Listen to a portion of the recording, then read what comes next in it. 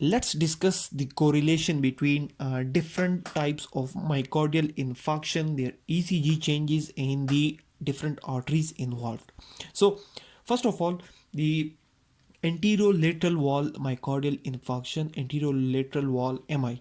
The ECG changes that will be present in anterolateral wall MI are changes in V1 to V4 only, like no other lead is involved. These are basically the chest leads, and the artery involved in anterolateral wall MI is left anterior descending artery. Left anterior descending artery. So anterolateral wall MI will have changes in V1 to V4 chest leads, and the artery involved will be left anterior descending artery. Then the inferior wall MI, the inferior wall MI, basically it will have changes in lead 2, lead 3 and AVF. It is very important and very famous for the heart blocks, because when inferior wall MI occurs, there is a high probability of uh, uh, heart blocks, because this artery basically supplies the AV node as well. So when there is occlusion of the right coronary artery, which causes basically the inferior wall MI, and which brings changes in the lead 2, lead 3 and AVF, we will suspect the heart blocks to occur. Then anterolateral wall MI. In the anterolateral wall MI, there will be changes in V4 to V6, then there will be changes in lead 1 and AVL. And the artery involved in the anterolateral wall MI will be either left anterior descending artery, or it can also be left circumflex artery. Now we see that the heart, if we draw the heart, the left anterior descending artery is somewhat like this. It supplies this area most of the time. And the left circumflex artery is like this. It supplies this portion of the heart. So anterolateral, anterior and lateral. So anterolateral wall MI will involve the lateral leads. Basically the chest leads are like 1, 2, 3, or 1, 2, 3, 4. So 4, 5, 6, they are basically present on the lateral side, anterior and lateral side. So changes will occur in the V4 to V6 on the anterolateral side, and changes will also occur in lead 1 and lead AVL. And the artery involved may be left anterior descending or maybe left circumflex artery.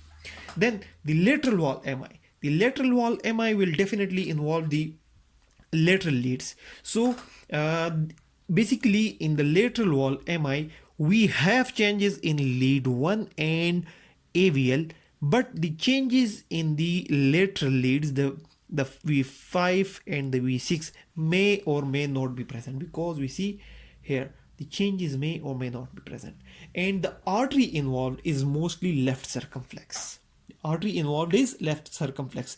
Here we see that in the anterolateral wall MI, the artery may be left anterior descending or left circumflex, depending upon the blood supply, because different people have different blood supply. The parts of the heart that receive the blood from different coronary arteries varies in different people.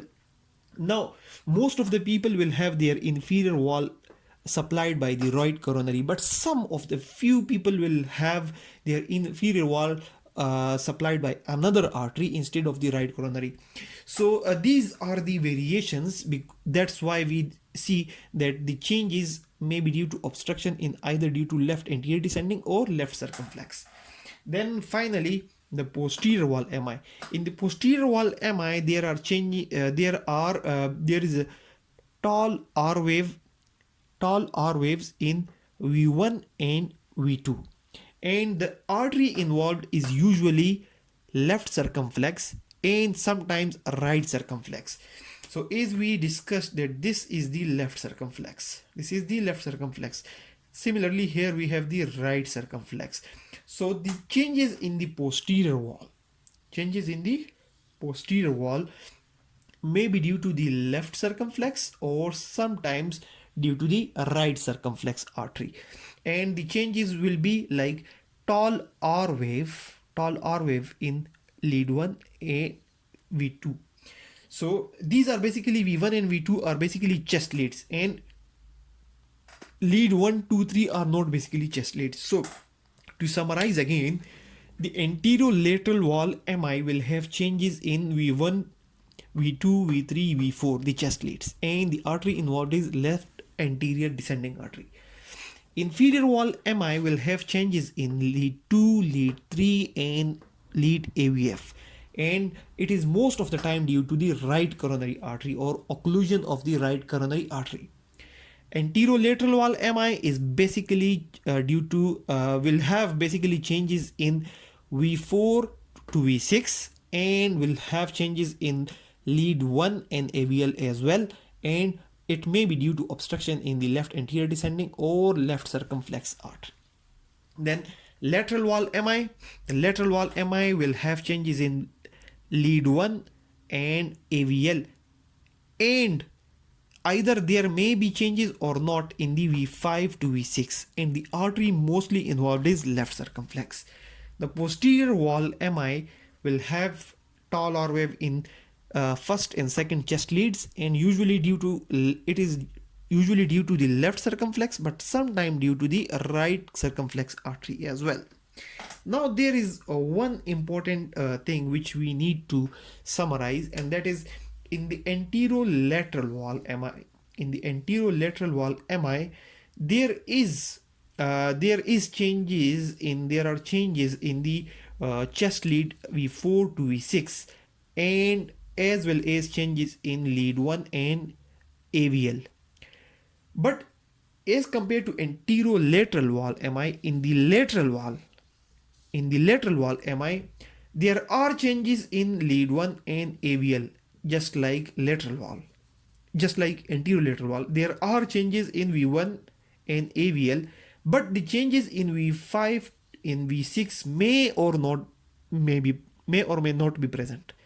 But in the anterolateral, because it is anterior as well as lateral, so there are changes in the 1 AVL plus V4 to V6 chest leads, and the artery involved because the artery involved may also be like overlapping, because it may be due to the left circumflex and it may also be due to the left circumflex artery. There is differences between the blood supply of the heart. So that's all about the correlation between ECG changes and the different arteries that supply the different parts of the heart.